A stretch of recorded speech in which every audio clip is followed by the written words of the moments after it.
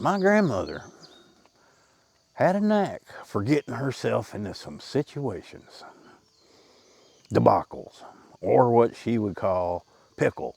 She'd get herself into some pickles. Well, good morning, girls. Yeah, you're gonna be in here all day because it's gonna rain off and on. The rains are coming. We've had rain off and on. The mountains are misty. Yeah, we needed it.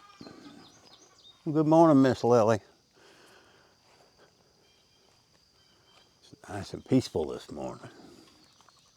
Let's go back here. Welcome to the channel. Another episode. Who knows where it'll go, but here we are. Well, man, it's nice out. Let's just turn around and y'all have that Misty Mountain hop in your background while I yak at you. See there behind me? Ain't that cool? I need to build me. I used to have a picnic bench right there, and over the years it got rotted. I had to get rid of it. I'm gonna go get me one of them newfangled plastic ones. I don't know. Get another look, then we'll get into the story here. Don't tell me it started. Oh, fly, get out of here. All right. Every one of us, whether we know them or not, have grandparents. On both sides, you have a mother and a father. If you don't have a mother and father, well, you don't exist. You may not know one or the other, but you have one. For those of us that were fortunate enough to know our grandparents, well, you know, that was a good thing. I was very close to my grandmother, and, you know, I happen to know all of my grandparents, and even for a short time had a great grandmother, born in the 1800s, that I got a picture. If I can find it, I'll put it up right here. That was my great grandmother. That was my grandmother that we're going to talk about's mother. Now, my grandmother was born in the Delta of Mississippi in the early 20s. And during World War II, I think she moved to Cleveland, Ohio. That is where she met my grandfather, who was in the Army. And while he was off to war, she worked for packing bombs. That's what they did. They turned factories into certain things and for the war effort. So she'd pack bombs, and she stayed. Married my grandfather, stayed. And that's a little brief history there. Well, the reason I'm making this video, and it's going to be kind of a funny one, is that my grandmother had a knack for getting herself into some situations, debacles, or what she would call pickle. She'd get herself into some pickles. Yeah.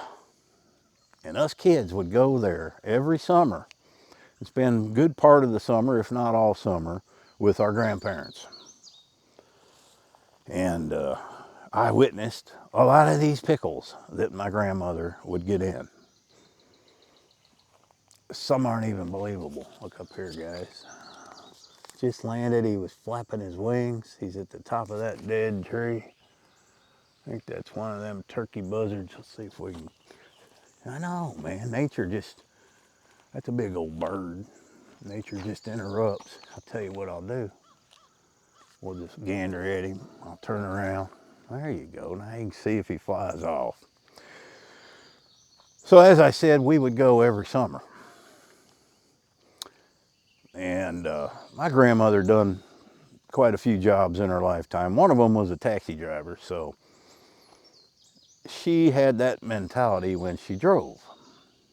Wasn't past my grandmother to chase somebody down all the way home and cuss them out. Well, I say that. I never really heard my grandmother cuss, but she'd let them know, you know, did the old fist pump and this thing. You know what grandmas did?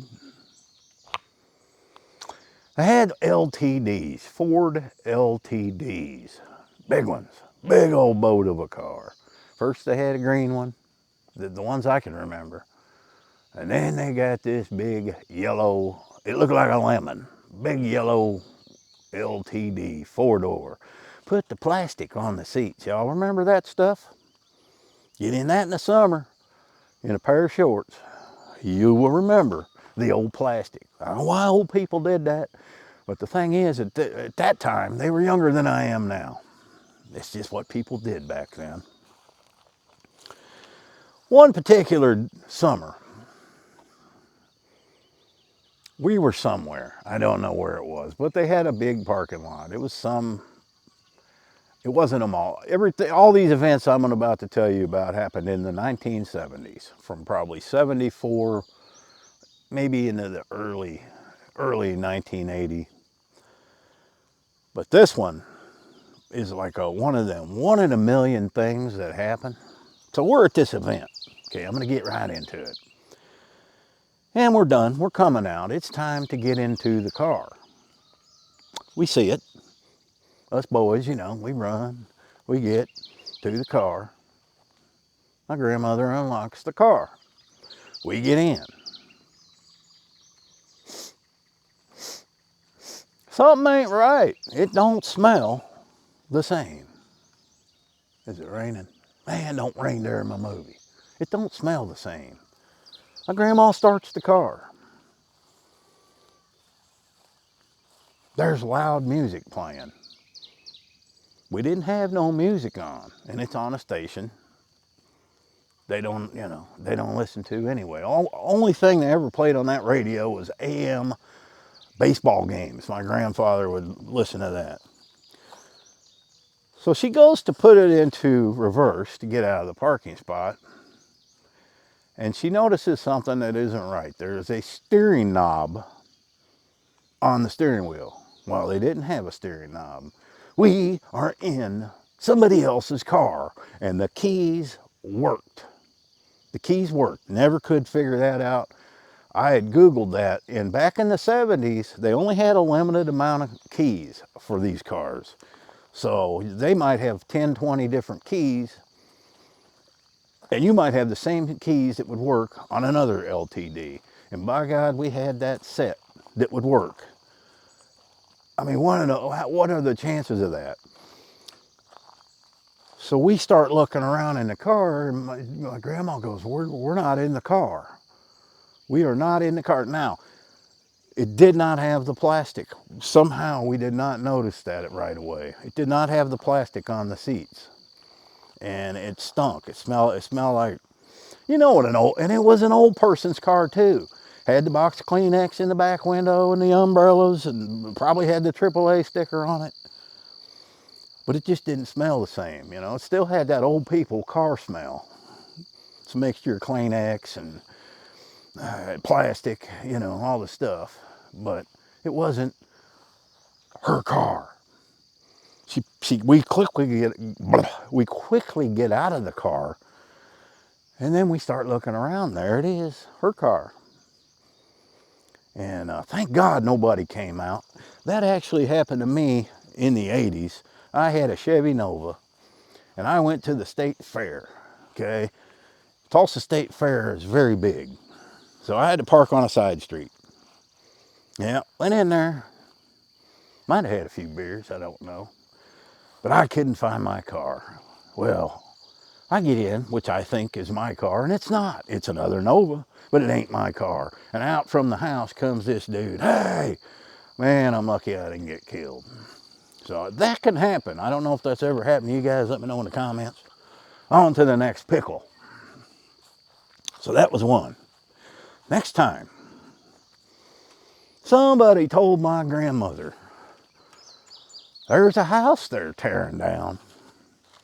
And they got these nice rose bushes, and you can go dig those dudes up. It's fine. You got permission. And it wasn't in a nice neighborhood. If you've ever been they lived in Cleveland. If you've ever been there to some of the bad neighborhoods, yeah. And this is in the 70s now. So we get the shovels, we head over there. We dig up all these rose bushes, 5 or 6 of them. Load him in the LTD, in the trunk. Up pulls this guy. What the hell are y'all doing? My grandmother's like, well, we're digging up the rose bushes. So-and-so said we could. No, I don't know a so-and-so. We're at the wrong house. Dug up somebody's rose bushes. She says, oh, my grandmother was embarrassed bad. Oh my God. Well, let us put them back. No, just leave them. Just leave them. He was mad. I think the only thing probably kept him from getting really mad is that we were all little kids there, you know. We talked about that one for years. Yeah. And I don't remember who told her this. Probably my uncle. Who knows? It was somebody. But we went to the wrong house. And I don't know how we did that. She was a taxi driver at one point. What else we got? You know, I got to write stuff down. The worst incident. So, my grandfather worked for the post office. So when we came in the summer, we would have to take him to work because they only had one car. And then we'd have the car for the day. And then when he got off work, we'd pick him up. Well, this particular day, it was monsoon raining. I mean, coming down so hard, you could not hardly see past the edge of your car. And we are on a 4-lane highway. It's an 8-lane highway, I-90. And going just past the Cleveland Stadium, just past through downtown. And the car just quits. We're over in the far left lane, not all the way to the left, but the second one. Then there was 2 other lanes on this side. And the car just quits, dead. No battery, no lights, nothing. Would not start. Pouring rain still.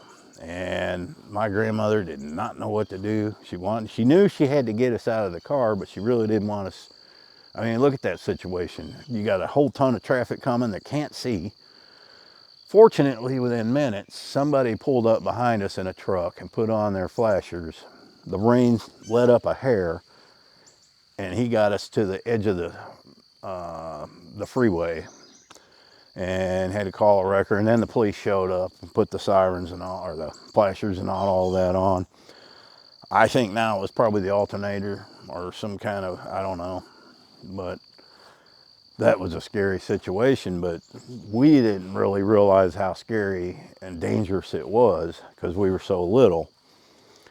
That was one situation. A pickle. Wasn't her fault, but it happened. Just things you remember, as you know, when you were a kid that you'll never forget. What else we got here? Oh yeah. So sometimes she would fly up to Tulsa and visit us. Yep. She'd get on the plane. We'd all go to the airport, and that was back before you had the TSA and all that. You had them. Still had to go through security and the metal detectors and all that. This would probably be about 75, 70, I don't know, 78 maybe. And we'd go pick her up, and then we'd they had the sit-down restaurants in the airport. You know, before she'd leave, we'd have breakfast. Well, this particular trip, we go. My grandmother's supposed to land at a certain time. No grandma. She ain't on the plane, man. She ain't there. Come to find out.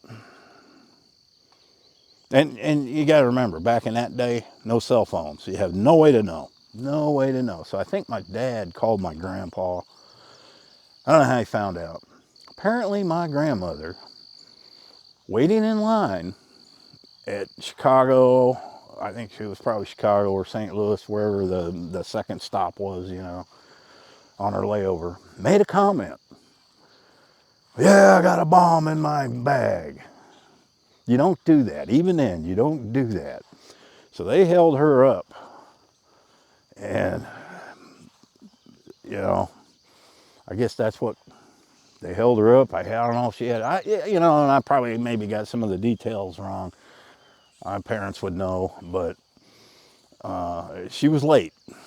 She was late for making that comment. So you don't joke about that because they will hold you up. Yeah. And what was the other one? I said I had to write these down while I was thinking about them. Okay. Here's the final one, guys. Now, a lot of times they would drive to Tulsa early May after we got out of school, stay for a week, and then take us kids back with them for the summer. Sometimes we would go to Mississippi, where my grandmother was from and had relatives, and we'd spend a few days in Mississippi. And this was one of them particular Mississippi trips. We went there. On the way back, we went through Tennessee, Kentucky, blah, blah, blah, all the way up into Ohio. Well, we stopped at Graceland. And this was, I know what year it was because Elvis had just died. It was a year after, 1978. And we went to Graceland. Then back then they didn't have like they do now. I mean, it didn't look nothing like it does now. But they still had the souvenir shops across the street and all that, and we'd go in those.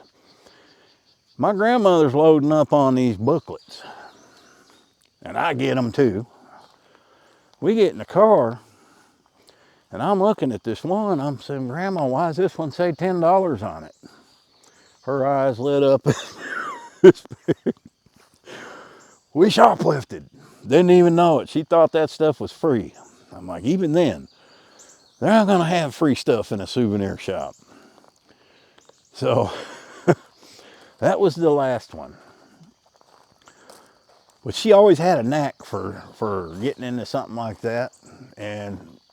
But I guarantee you that woman had more stories than most humans on the face of the earth. And that's how she got them. Getting herself into them situations like that. All right, well, it is getting ready to rain. I've got Rooster out on the porch. Why don't we go say hi to Rooster? For those of you that like my dogs. There's the chickens. They don't care if it rains. They'll be out in it. Oh, getting out here to do this and finish this stuff up real soon. I am tired of sitting around. Okay, girls, let's go see what your sister's doing. Let me show you guys. I got all my stumps. Remember these big stumps? They were like that. So I've been slowly getting them burned down. This would still be burning if it didn't rain. It's pretty deep. Still got some more burning to do there. I probably went through 20 gallons of diesel already. But this one's burned out good. It's ready to be filled back in. Look at the size of that rock. So this is all, I just take a shovel, I'm gonna get this level, then I won't have a tree stump no more. This one I can't burn, it's too close to the house. I'm gonna get a chainsaw and start chipping away at it. And there she is. Well, it's getting ready to rain. Okay. Thanks for watching, guys. Happy trails.